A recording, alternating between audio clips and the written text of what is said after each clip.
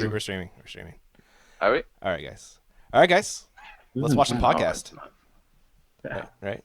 Does that work? Let's do it. Does that play? Let's watch the podcast. I don't see it live It's The yet. stream still says it's offline. All right, guys. Ian from Central Coast Disc Golf. We are joined by Alex from Central Coast Disc Golf and the Plaid down there.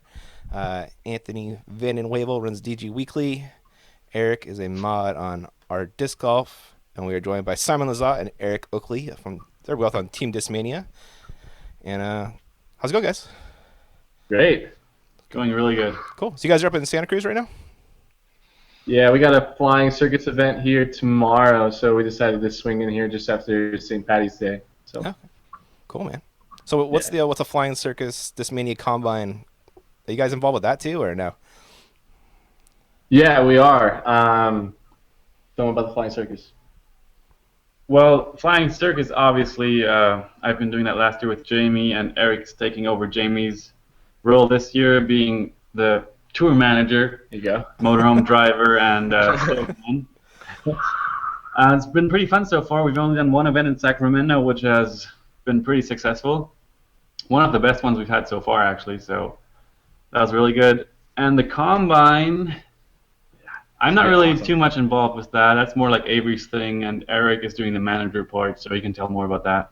Yeah, so our combine events we're doing stuff in Texas and we're going to do stuff in NorCal, and then we still haven't planned out the fall side, but we're going to hit different parts of the country to make sure, we tap into all these different areas to find the next talent for disc golf.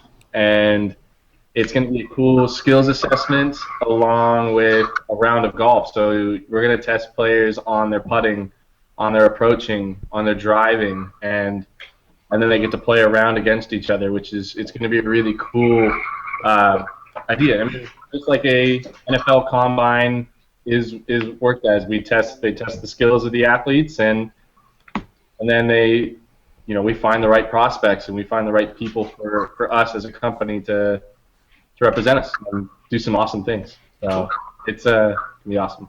All right. So what's the Flying Circus all about, Simon? Like, what are the events? What do you do at the Flying Circus? We're actually right now trying to work on kind of reinventing it a bit, but it's mostly me doing a distance clinic because that's what new players want, is how to go further. And that's what I'm best at, so I'm trying to show or teach, demonstrate how to be better, basically. Okay. Also, we want to build up a basket and do like a 1-minute putting challenge thing, which is fun. I did a video on YouTube too, so if you haven't seen that, check that out. It's pretty fun. And we have the radar gun. Oh, Everyone nice. knows probably my radar gun trick shot. So we're going to play a bunch of radar gun games, have people see their arm speed, and yeah, have a bunch of giveaways and some really cool merchandise on the tour too. Awesome, man. What's the fastest you've got on the radar gun? Or anyone, but probably you. I've done 102 miles an hour once. Sorry, that's it? That's actually 4 miles an hour faster than my second best, which makes me kind of suspicious if it was working correctly, because I've hit 98 like 3 times, a bunch of 97s, 96s, but one of them was just 102, and I don't know what happened. Maybe you just hit it perfect that time, I have the video somewhere, but it's pretty it's a really bad video. If you go watch our blog, it was basically like I filmed it, and it's super bad. So I'm obviously excluding myself from future Central Coast videos because of how bad. We're definitely having you on at some point, buddy. I gotta have you on for your Word Time Open round 1 for sure. Oh, that would be rad. Yeah, that would be we'll rad. definitely do some commentary there, and Yeah. I promise I'll save the audio file too. Yeah. Simon, sorry, dude. What's the world record for distance right now? Do you guys know? My world record? No, what's like the official? Do you have the world record like officially for Yeah, 863, right? Sorry, what about speed? Give that half. Is there like a speed one too? Probably 102. Unofficial. What? Like, is there a mile per hour one? Oh, I don't know the official one. I have the unofficial one at 89.5. So is that half? Golf disc. Big. I throw way faster with like a dog disc that's like 100 grams. Right. Yeah. Makes sense. Less stuff to accelerate. Cool, man. Yeah. How was St. Patty's Open? It was my game was pretty bad, but I'm used to that. So it was decent still. I had a bunch of great shots. I got the gallery going a couple times, so that's always fun. The whole event, we got rained on, of course, again, like almost always, somehow. But of course, it's really beautiful up there. What's it called again? Shady Oaks. Yeah. Shady Oaks up in Sacramento, Orangevale. Cool place. Ricky shot absolutely lights out, especially the final round, 1100 rated. Wow. Wow. I've never seen anyone putt like that, and I've played with Paul a bunch, so it was crazy to watch that. All in all, great event, a lot of players. I was glad to be here, and I was glad to be there, and people seemed very happy to have me there, so it was all really cool. Cool. Thanks, man. Yeah, we all know California is known for its torrential downpours. Yeah, I know, right? A bunch of tourneys in Cali you get rained on. Any big tournament happens, it's like, yeah, forecast calls for rain. Doesn't matter what you do. It'll be clear every other day. Oh man, Eric, did you play too? I did. It was fun. I finally got to not be working and actually get to play, so I was super stoked. And I squeezed myself into the cash, so can't complain. Awesome, man. Cool. So we just put up our first Disc Golf World Tour round. You guys probably haven't had a chance to check that out, I'm guessing. But what do you guys think of that event? You got to play it, so why don't you go? All in all, I think it was really successful, and I think it showed a lot of players and spectators and organizers on what's possible and the potential the sport has.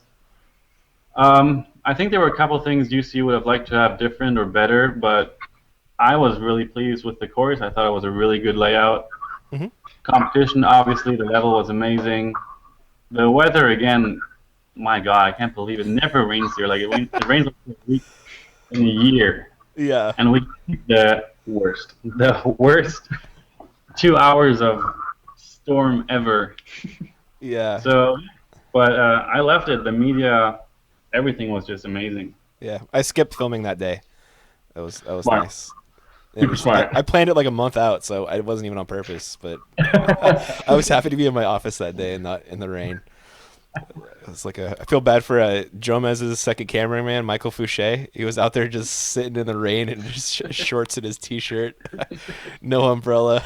Oh, It was so crazy because it went from super beautiful. I was doing scorekeeping for I think the third card, and it hit us on the back nine. So we're all, everybody's like sun shining, feeling good, and then it went so quick to terrible winds, terrible cold, super wet, blowout. It was awful. Oh, brutal, man. And I wasn't even playing. I was like, I'm stoked. Like, just under my I thought the course was really cool. UC set up. I was a big fan of it. I liked all the OB and island greens and stuff, and yeah, it made for fun golf to watch. For sure. Cool. Well, should we get some questions from the fans? Tony, is the chat crying about anything yet? Sure. Not yet. Is there anybody watching? But we got a couple people. All right, how about that? So we got one question. Not everybody can throw PD2s like you and Eagle, the young gun, can. If you were to create an in the bag for someone who's just kind of an average level player, so basically someone who can't throw 863.5 feet, what discs would you recommend? Oh wow, we're going all this media now, of course, right? I'd really recommend the FD. I think the C-Line FD is the easiest driver to throw of all drivers I've ever thrown. It just has such a straight finish, almost like a mid-range, just more speed. So, if you're just getting into the game, I recommend only playing with putters and mid-ranges anyway. So if you want drivers, the DD2 is really fast and more meant for lower arm speeds. DD2, FD, the CD2 is also great. It's kind of like the FD, just a little quicker. My favorite. Eric's happy.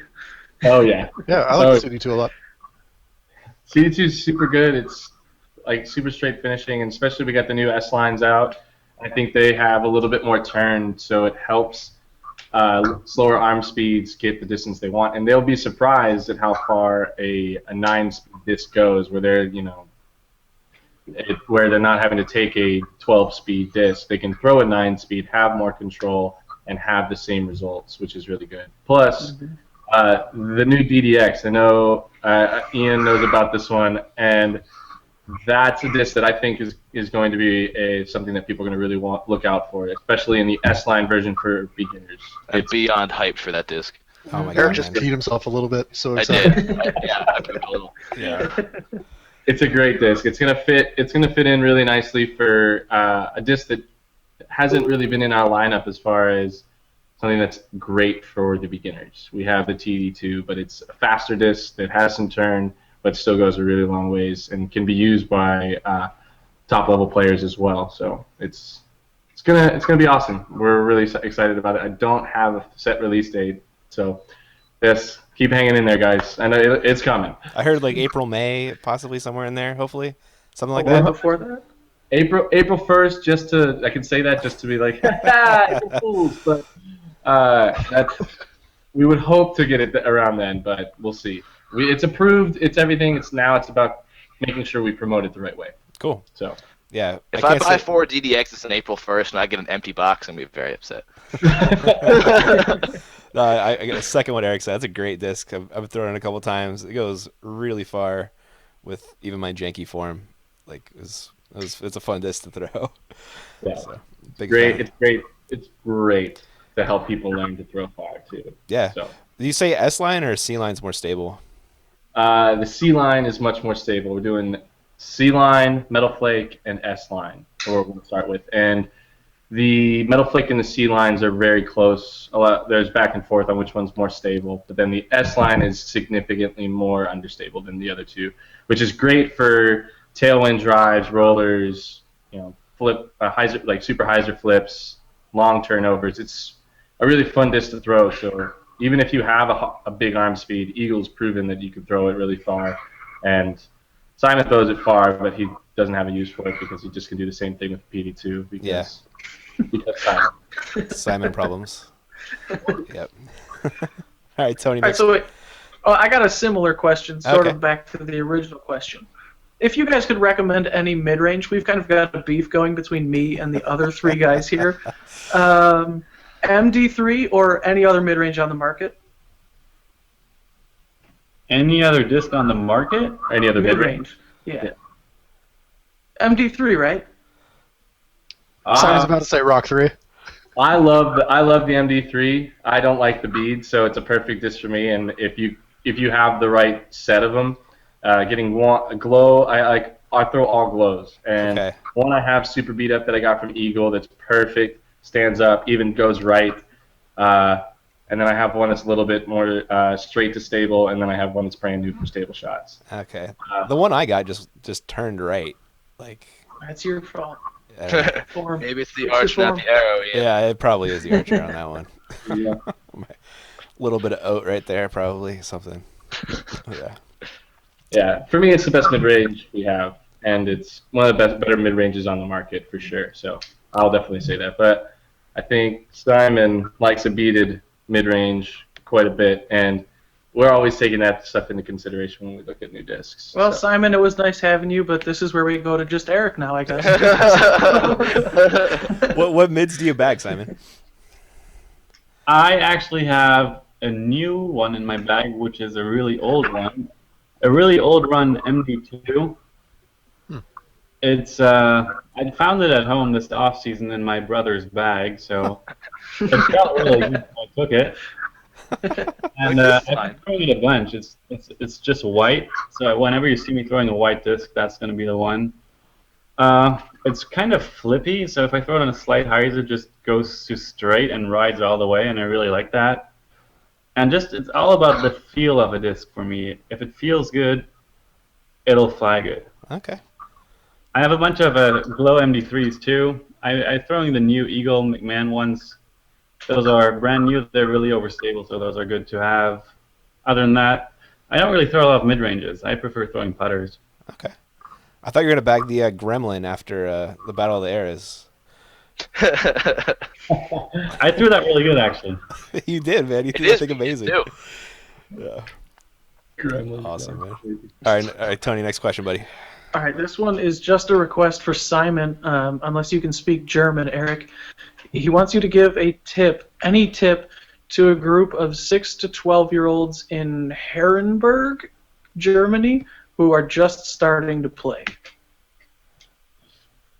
In German? Yeah. In German. Yeah, in German. Okay. Also, wenn ihr gerade erst anfangt zu werfen, dann müsst ihr langsame Scheiben nehmen, zum Beispiel einen Putter oder eine Midrange-Scheibe. Am besten was leichteres, damit es einfacher ist, Distanz zu bekommen. Und einfach viel üben, auch gerne hin und her werfen, das macht Spaß. Und ansonsten einfach üben, üben, üben und die Driver kommen später. That was awesome. For sure. For Yeah, sure, totally. yeah. Yeah, 100%. that was great advice. It really Yeah, was. definitely. Yeah. Listen to him, kids. Yeah. Listen to him. I was there, Shane. All right. So, what's your beer of choice? How does American beer compare to German beer? Again, kind of. The beer culture is a lot different. The first thing that comes to mind is the age we drink at. Like, beer is legal to drink at 16 in Germany, and here it's 21. So that's a big difference. What we don't have in Germany yet is this microbrewing hype. It's catching on really slowly, and I'm really enjoying that during the off season. But it's all just like pilsners and lagers we have right now going, and of course Hefeweizen, which I don't like, but it's a big thing in Germany. And here in the States, Avery, I was traveling with Avery the first year here, and he is a beer lover.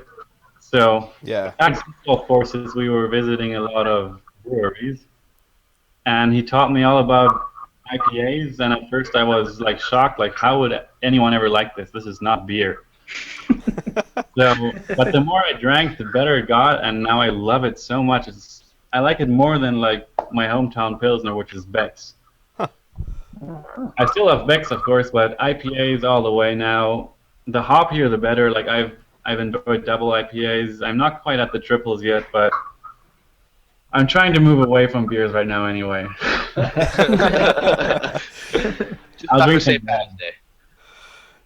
I heard you can follow Avery on some beer app, and he's tasted like it's either 1,000 or 10,000 beers or something like that. Like, hopefully it's 1,000. Yeah, he has over 1,000, and the app's called Untapped. Untapped, yeah, that's what I thought. Okay, nice. All right, Tony. Next question or any questions from chat? Is there any mold you'd like to see Discmania make? So is there anything out there that they don't make that you wish they would? Or something similar, I guess. Rock. Yeah, how's that taste, Anthony? I'm sorry, you guys throw the buzz, so I still win. I've got I Eric have a on my wasp side. in my bag. That's a rock. Yeah, it's pretty. Me and close. Eric against you three. I like our chances. I like it. Make it happen. Let's do it. For me, it might be happening soon. I like a harp or zone type disc. Yeah. Kind of Or what a jokery? like the P3 is kind of supposed to be, but we're in the process of making things happen with the P3 to make it awesome. And so stay tuned for that. It could happen, it could not, but we're really working to have something similar to that that's good and stable, that's great on the approach. Like our P2s do that, but the lower profile helps it be better for, well, like a lot of people like to sidearm or just a more in between, a mid-range and a putter. So that's, I think, the disc that I'm most looking forward to having that we don't have yet. The PX. PX. X is the new thing, man. If you guys use that name, I want one. Eric's a good guy. He'll make that happen for you. Gotcha. Yeah, whatever we they got a Green Mountain. He's a cool dude. Yeah, you guys have the same name, so that's cool too, right? Duh. Yeah. Well, obviously. How do you spell it, though? It better be with ERIC. Good. Yeah, You not some dirty K spelling, Eric. Or CH. Yeah, no, CH. No, we don't I talk saw about those. Erics. CH once. Yeah, those are those hipster guys that hang out at bars and they're just like, yeah, it's Eric with the CH. No. No. All right, Tony. Next question, buddy. All right.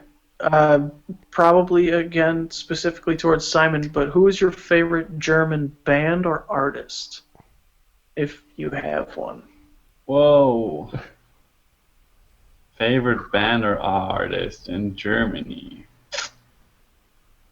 Germans listen to American music. It seems like, man. Yeah. When I was there, that's all I listened to. Simon's level of music is pop. Something Like, about He's Rammstein? top echelon of pop culture. He's all about it. And Disney movies. And Disney movies? You can't not like Disney movies. Yeah. I Of mean, course. And when you're Yeah. when you have a 2-year-old, you get to watch them 100 times each. I could quote Frozen to you, no problem. So I Can we want get All All right, and then a follow-up to that was, have you ever been to Wacken Open Air? Also, what is Wacken Open Air?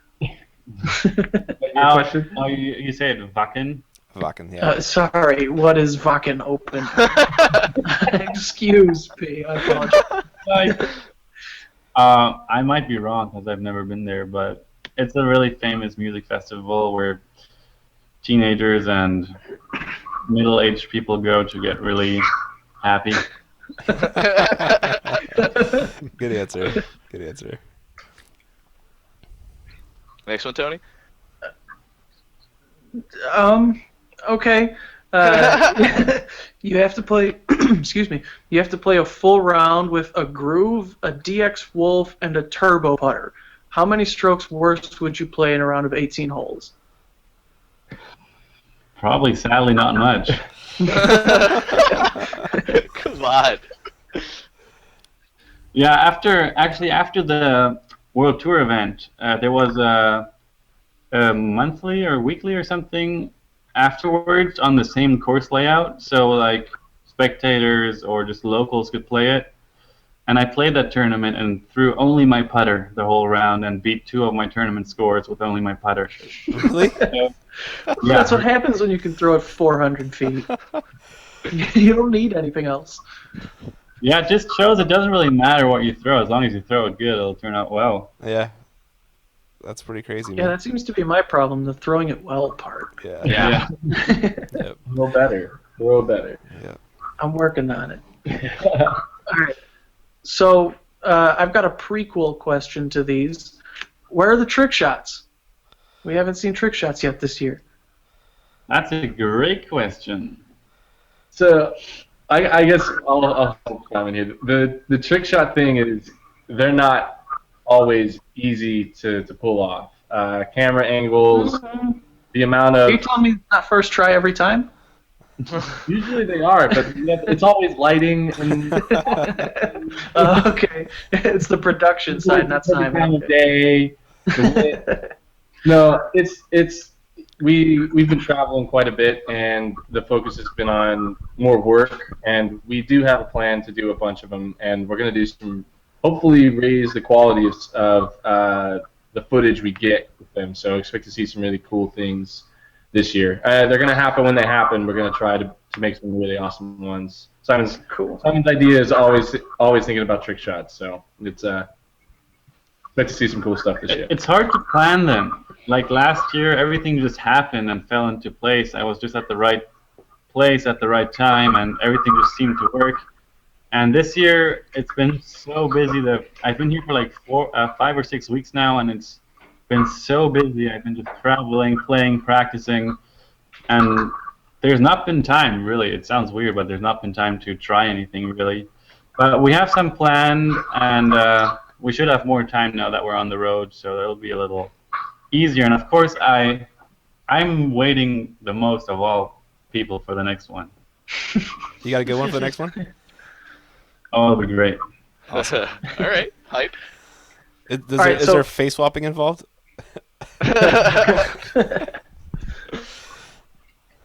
Gross. No. No. Okay. All right. So how is it that you actually come up with the trick shots? Do you just have an idea? Do you think about it and go over it with people, or is it just kind of something that hits you? Every single one I've done was completely spontaneous and just happened in that moment. Like, the only one I really planned was the MTA shot where I threw the condor up into the sky and it came back to me into the basket. Uh huh. That was one I worked on for a bit, and I actually planned that one, and I tried it for a long time until it finally worked. That was incredible. You made it on The Sports Center. other ones, like the radar gun one, was completely spontaneous. The four Those are putters in the great basket was outtakes. completely spontaneous. The RV one with the basket on top was out of nowhere. Just we saw that bridge and we're like, we got to do something, and we had time, so we tried it and it worked. It was great. Cool. Nice. How many takes does it, like on average, how many takes is it before you get it? Yeah. If you want the answer to that question, you can watch Simon's AMA, and you can watch All him right, try so one, the mile per hour trick. one is, Yeah. What is the answer? Good. oh, those outtakes were great. Yeah, Those were awesome. Even if I don't make it, I'm always really close. no doubt. Pretty accurate. There you go. I didn't think the bridge one was gonna work. I mean, there were so many moving parts, and it was like the second or third throw he hit metal, and Wow. I knew at that moment I was like, he's got it. So now we just have to get it right, and we have to just battle through. And it was so crazy. It was pouring, downpour, and he's in water, like his shoes, everything. And I mean, I get out to help pick up some of the discs, and I would come back in the RV drenched. It was crazy. And yeah, I went through a whole bag of pretzels. It was rad. But some of those things, if he's dialed in, it doesn't take long. Nice. If he's on it, he kills it. All right, so you said you've had time to like practice and play and all that stuff more. What's like your typical practice routine? Is it like you just spend an hour putting, or you go out to the field for an hour, or just whatever you're feeling that day? Well, if the tournament schedule is so tight, and in the States, it's like every tournament you have to travel for like 1 or 2 whole days, and then the tournament already starts on Thursday, or in Memorial case, Wednesday, or sometimes on Friday. So you only have a couple of travel days, and then you have like 1 or 2 practice days. So all practice is practicing those courses, which is not really great practice. You don't really practice throwing. You just kind of get dialed in on the courses. I try to get putting sessions in whenever I can, and those really help. So I recommend everyone to practice putting every day, because that's how you get good at putting. There's no trick to it. Yeah, I wish I had more time for actual practice and field work, because that's really what I'm missing out on. Okay. Your putt is. This is just my question now. Your putt is ridiculous. There's no effort, but it just goes. What is it in your wrist? Is it all in your legs? How? I'm always really glad that I don't know how, because I don't want to be thinking about more than I already do. I've been doing it all my life, and my putt has never really changed that much. So it's just that movement is just in my body. So I don't know. I don't know how to explain it. I don't pay attention to anything I do. It just happens. Step 1, putt 40 feet. Yeah. It kind of reminds me of like, have you ever played with Kyle Ekman, Simon? I have played with Kyle Ekman. You guys have a very like similar kind of like it's like a nose up spin putt that just coasts. I don't know. You guys both put what looks like very little effort and it just goes. Yeah. And when I watch myself on video, like when I watch the Central Coast disc golf videos and see myself, it looks so different from what it feels like. Really? So yeah, it's so weird. Every time I always think I focus way longer than I actually do. Like people always tell me I should take more time when I'm throwing or putting. Nah. I always think I do take my time, but on video I always just go up and throw. Nah. Just do you, man. It works. I say that. You know? If it goes in, it goes in. Yeah, don't force something. Yeah. Okay, so this one goes for both of you. What tournament or tournaments are you looking forward to most this year? I'm really looking forward to the Konopista Open in Czech Republic. It's the weekend after GBO. I've just heard so much good about that course, and obviously UC running the event again is going to be amazing. And Prague, Czech Republic, one of the coolest cities I've ever been to. So that week will be absolutely amazing. And then I'm really looking forward to Vermont. That's the one. Green Mountain Championships. It's just one of the sickest places you can be. Vermont, beautiful state. Smuggler's Notch, great ski resort, and the two courses, absolutely challenging and fun. So those two events are what I'm really looking for this year. Cool. I heard a terrible rumor you're not going to be at Masters Cup. That rumor is true. Oh, I'll be there, though, Simon, dude. you're Don't breaking worry. my heart, man. That's rough, dude. No Simahawks this year on hole 4. No Simahawks, man. We're gonna do the starter pack challenge. The what challenge? The starter pack. the Innova starter pack challenge.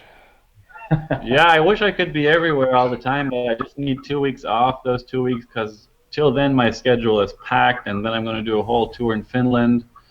So I just need to recover for 2 weeks at home, and just going back and forth to the States would just be too much. Yeah, that's fair, man. Can't fault you there. Sad days. Yeah.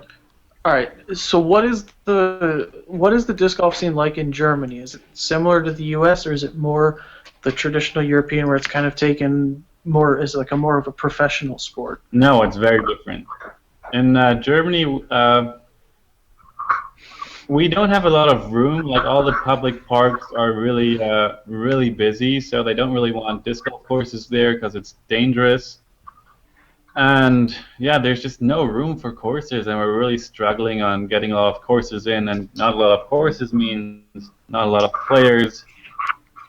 And the tournaments are just super. What's the word? Just really just hobby. It's just a hobby. Okay. Like tournament entry fees are usually like $10 or $20. Wow. So, and you get a meal with that in between rounds, and there's usually no prize money, or if there is, it's like maybe $100. So it's just it's all about the fun and the spirit there. But it's still growing and going in the right direction. So it's not like the Nordic countries at all, really? Oh, very different from the Nordic countries. Interesting, man. So what was the biggest shocker to you when you left Germany and started playing? That there's courses everywhere. Like going through Texas is like, it's such a dream come true just to drive for 10 minutes and then you're at a course, and then drive another 20 minutes and you're at another course. And every time I see a basket just randomly in a park, I just get super excited. And like, what happened last week? We were driving on the highway direction Sacramento, and we drove by a park, and I saw a basket, and I was like, look, Eric, there's a basket. I was like, Oh, he was a full 5-year-old. It was like, oh my god, it's a basket! Well, Eric, we skipped you on the favorite tournament question though. So what are you looking forward to this year? Is that me? Yeah.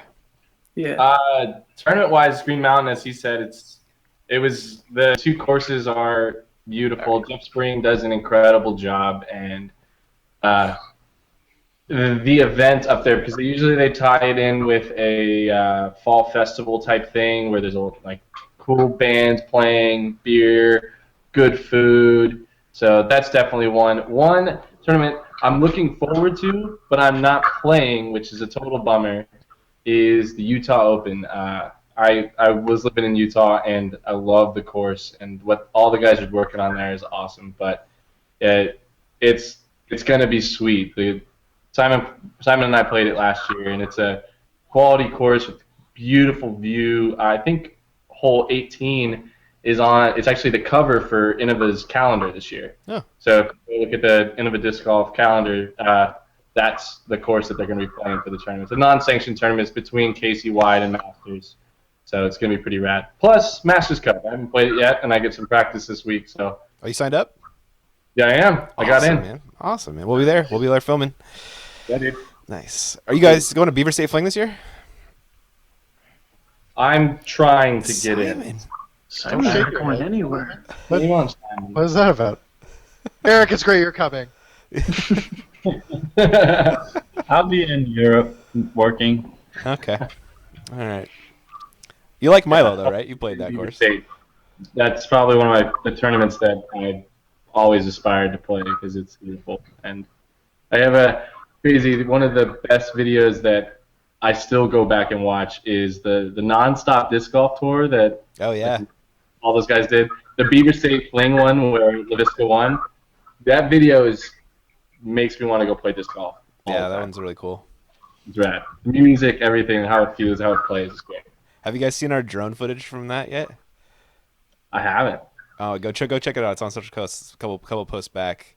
But I got an FPV drone racer, and he went out and filmed Milo all 36 holes.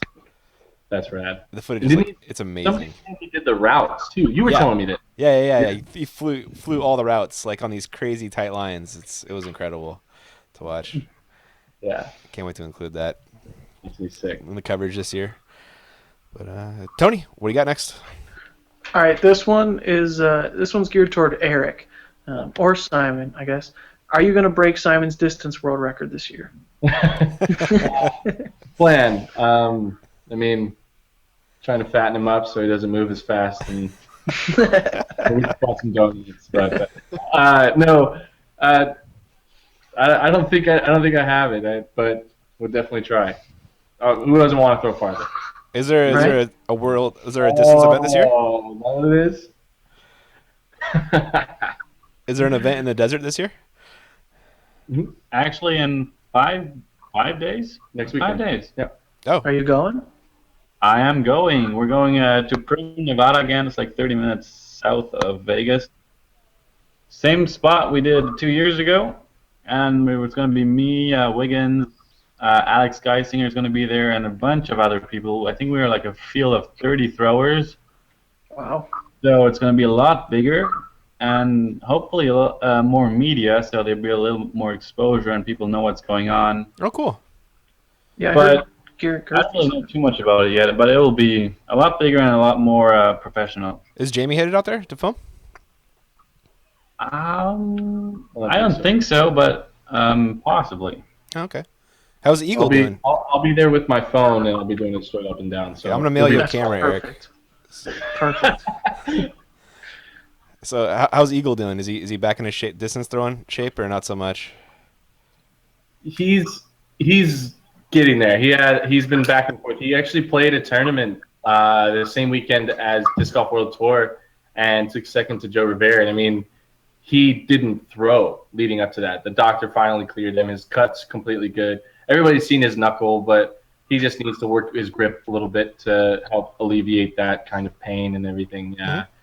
His sidearms and backhands are causing it. So it's something he's doing. And when you throw from such a young age, things are bound to happen. But he's in high spirits. We talk a lot, and he's constantly talking about how pumped he is to get back and There throwing we and go. playing and doing stuff. Welcome back, E. Sorry, guys. Took a little break, buddy. Yeah, that's what happens when your potato decides to, do potato things. Cool. And your actual Top-notch computer is like, computer. no, you don't get to use a microphone. I'm like, okay. What do we got next, Tony? All right. So Simon, you're one of like 5 or 6 people who actually beat Paul within the last year. What needs to happen for you or anyone else to actually beat him consistently? Murder. Just retirement? Like, Yeah, someone needs to, what was that, the Olympic figure skater? Tanya Harding. Yeah, someone Yeah. needs to Tanya Harding him. I thought you were going to say Oscar Pistorius. Whoa!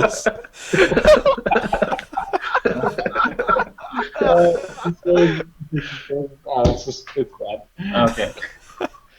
What needs to happen? We all need to start treating the sport like Paul does. Just dedicate hours and hours of practice every single day to get to that level of consistency. Because the reason he's winning is because he makes 100% or almost 100% of the inside the circle putts, and he averages like 3 or 4, sometimes 5 putts outside the circle. Yep. So it's all about putting. Yeah, that's where it is. Just if we could get out there and practice putting the way Paul does, then some of us could have a chance consistently. But Yeah. Paul's a beast, man. And I really enjoy watching it and hate it at the same time. Yeah, I can imagine. Yep. Makes sense. I thought it was all about putting too, but he actually, I don't think he finished that high in the putting stats, but he was #1 in greens hit at the World Tour. Yeah. So I think it's accurate. I think using all those metrics are going to help us figure out what is the key. I mean, we've had 1.5 events with those, USDGC last year and this one. So hopefully we'll get more from that. But I honestly think Paul's going to be hard to beat. But think about these up-and-coming players, the young players like Eagle, Michael Moulton, Anthony Barella, all these young kids who are coming up, and they're just so raw at such a young age. I think those are the players who are going to really challenge Paul. I mean, as Paul becomes one of the older guys here soon in the next 5-6 years, it's gonna be really cool to see. I think if you're not 1,000 rated or in that echelon of players, like good luck cashing at any decent level tournament because the up and coming group and core of players are just so good, and they're only going to get better as the sport continues to evolve. Yeah. So. Yeah. Eagles giving Paul a run for his money at Wintertime Open before he got Prius. Hashtag Prius. Yeah, Prius so hard. And Michael Moulton's really good, man. You brought up his name.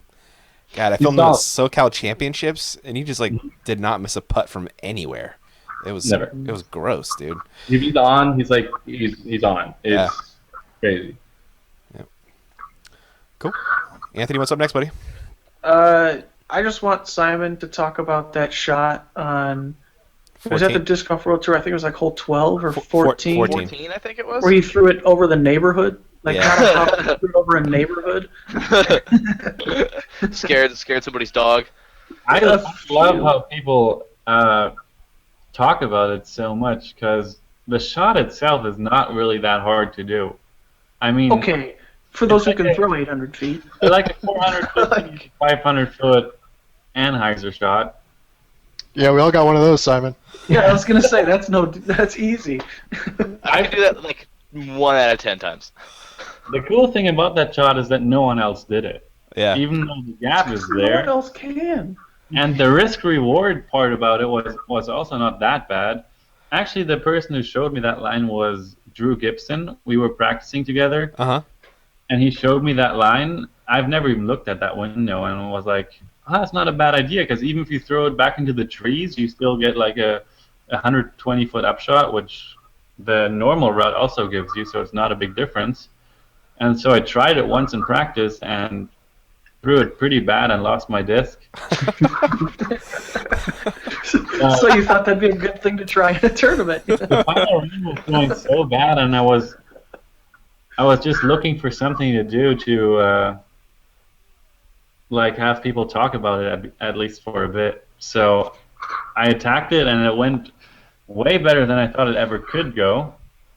But then again, my putting was so off that it didn't help. Yeah. Oh, you got an easy birdie though, right? Yeah, it's tapping birdie still. I know. Yeah. I actually saw that line at SoCal Championships, and I asked Paul. I was like, "Paul, you ever tried that one?" He's like, "Nah." Yeah.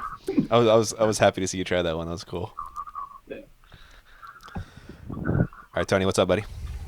All right. The weather pretty much robbed everyone of any distance at the USDGC last year. How excited are you for it this year? USDGC? Yeah. Just Oh. skip the whole year. Just go straight to the end of the year. I have two opinions about that tournament and that course. I don't know if I really like it that much. You used to say it was your favorite. It's just so hard. Every time I play it kicks my butt. It's so frustrating. Like 1 inch can literally change your score from a 3 to a 10. And it goes so quick. Yeah. You can be killing it out there, and then just one hole, one mistake, and you're gone. Yep. So that's really, really challenging, and it's gotten me every year so far. So that's what I'm looking forward to having that challenge again. Yeah. That course is everyone who hasn't played and just watched videos. The videos don't show what it is at all. It's so much more difficult than it looks like. Super nerve-wracking. Yeah. The World Tour course felt similar. There were shots that you're throwing that you're like, this could be really good, or this could be the worst thing. Like, I'm gonna go cry myself to sleep after the shot. Yeah. And it really makes you stress. So you're playing 18 holes, but by the end of it, you're like, man, I just played 4 rounds of the tournament, but you didn't. It's horrible. Yeah. It was like USDGC without hole 17. You know? Yeah, very much. Yeah. Hole 17, man. The tournament's never over until 17. Nope. So many times. I tooted every time last year. Did you really? Yeah. Dang. You just jinxed yourself. Oh, come on, Tony. Tony, why you gonna put that on him, dude? That's harsh. I love jinxing myself. Hey, I hope you don't. I hope you do it every time this year and next year. We're all Simon fans for sure. I'm just saying. All right. So glass blown open. Was it 2 years ago or Yeah. last year? I think it was your first national tour, and probably. I mean, would you say that was probably your biggest tournament win of your career? Well, Glass Blown 2 years ago was not a national tour. It was a A-tier or a super tour or something. I don't remember. Oh. Well, it was my biggest win till then for sure. But I won the Ledgestone last year, which was an NT, Mm-hmm. and had like the biggest payout in disc golf history. So that was a really big one. Yeah. That's huge. Do those two tournaments hold kind of like a special place in your heart for you, or are they just another win?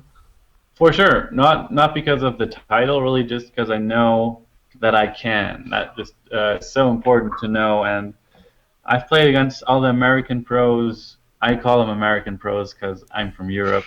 And when they would come over, they would just always beat all of us. Every single tournament, the top 10 would always be just Americans.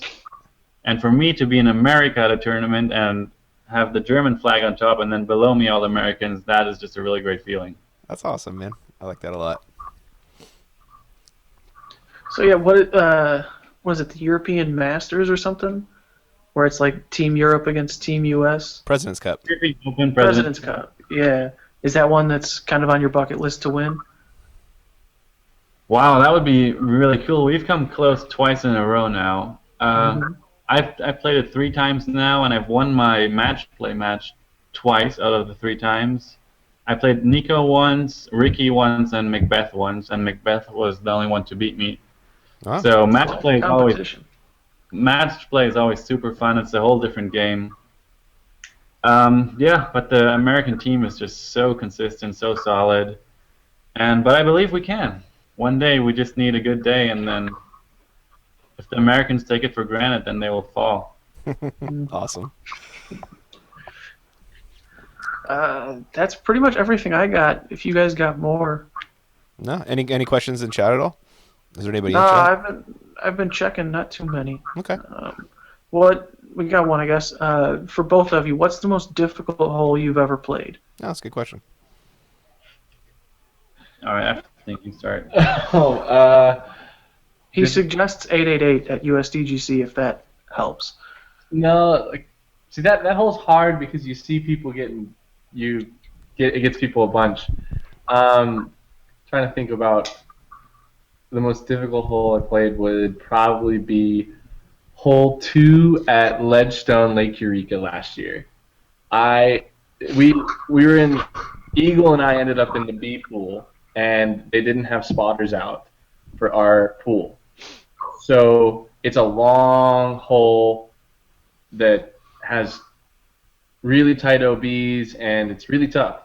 And I ended up I had 3 provisional shots going on the hole. What? It was ridiculous. And so we got to the end, and I was either taking a 6, a 7, or a 10. I'm pretty sure I took the 7. It was brutal. Like, I didn't play it that well. Obviously, after you are thinking you're out of balance, you're getting frustrated, and you have to throw, provisional, yank, gross, and just things went super downhill from there. It was, like I said, it was brutal. But, yeah. I think they'll be on top of things this year. I've talked with Dana a lot about that. And Nate Heinold's a good guy. He learns, and I think there's that event's going to be even better this year. So I'm excited. But that's the hardest hole I've ever played because I threw it 3 times in one round. Simon? Yeah, statistically, probably 888. Score-wise, I'm probably I've played that hole 4 times USDGC. Is it 3 or 4 rounds USDGC? 4 rounds. Yeah. Yeah, I think it's 4. So I played that hole 16 times in a tournament, and I'm probably 30 over on it. Oh. I can't say I'd be any better. I've maybe had 1 or 2 birdies and a couple 8s and a couple 9s and a couple 10s. But in theory, every hole is easy. You just have to throw it there. Yeah, as long as you can reach the green from the basket, then. Yeah. As long as you don't screw up and park it. Oh, man. All right, Tony, we got any more? We got one more for Simon, yeah. If you weren't a disc golfer, you said you would be a music teacher.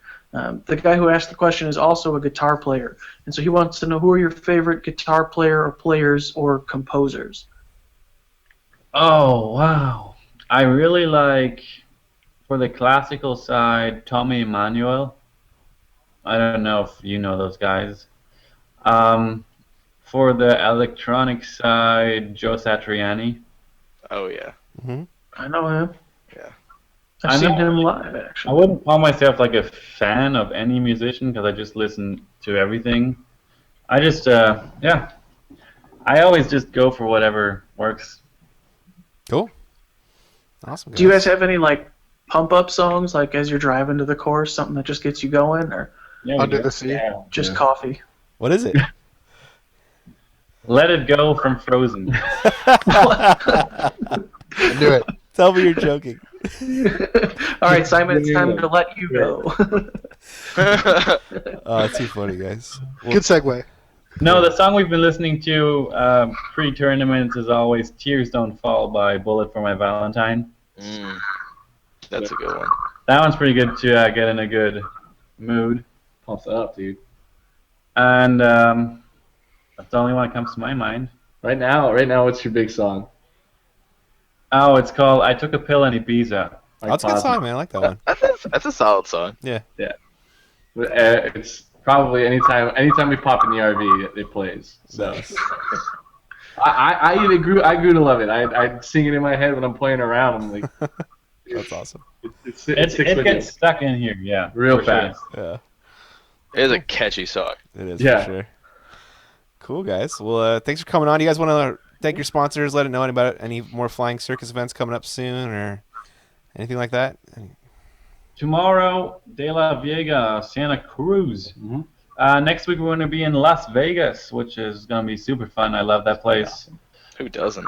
And then we're going to be 4 weeks or something in Texas. Yep. El Paso, Tyler, Austin, Dallas, Fort Worth, Waco, Tulsa, and then that's it. GBO, and then I think Yeah, Simon's going to Europe. I'm really looking forward to the Oklahoma one, actually, because I've never really been there, and I've already received a couple messages of people getting pumped that we're coming. And Oklahoma is kind of a place where nothing really happens that much. Nothing happens ever in Oklahoma. Tornadoes happen often. Considering disc golf tournaments or pros passing through, at least none of that I know of. So I'm looking forward to that event. And, of course, Discmania. We're all about that. We love it.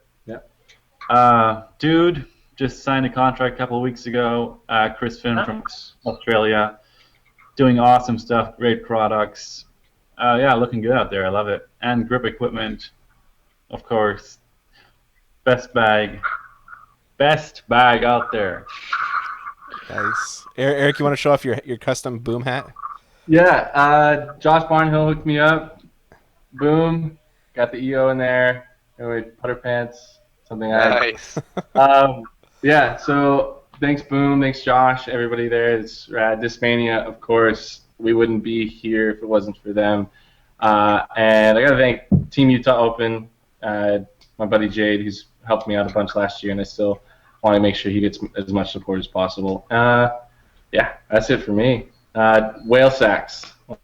Tina. She's helping support me a ton. And Oh, you guys that's have if you need a birdie bag, look it up. O Whale is where it's at. So. Yeah, she doesn't have enough to do. She just makes like 1,000 every day. Guys, put in a bunch of custom orders so she stays busy. Cool, man. So is Dave hanging out, right? Is he there? He's upstairs. Yeah. He's upstairs? Oh, okay. I was going to have him Making pop us on. some dinner, I hope. Cool. Cool. Well, say hi to Dave for me, guys. And For sure. Yeah. Thanks for having us on, guys. This is rad. Hopefully it's the first of many. yeah, man. We'll have to do it again sometime. It was a lot of fun for sure. Definitely. Cool. Well, we'll let you guys get back to your FIFA and, and take it easy. I Guys. know.